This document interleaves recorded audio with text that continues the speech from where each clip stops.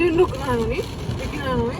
違う、だからもう停電って充電もないから、充電がないから切れる、それで充電できないって電話があったの。前で。や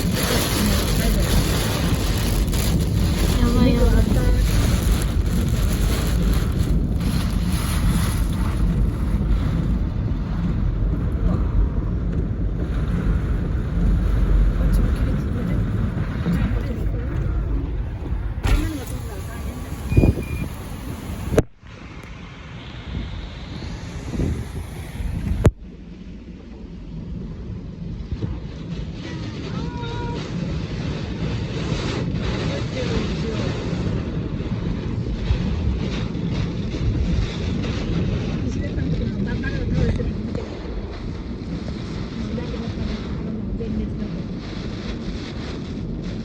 そう食べれないわけ。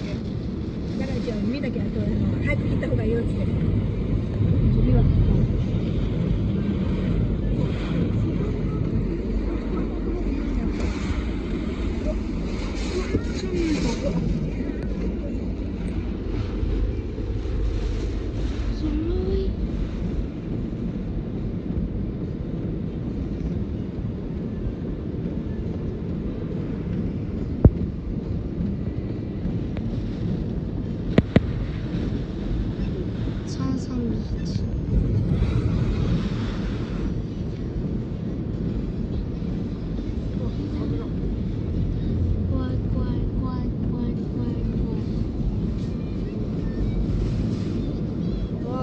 風すごいすごいすごい風。す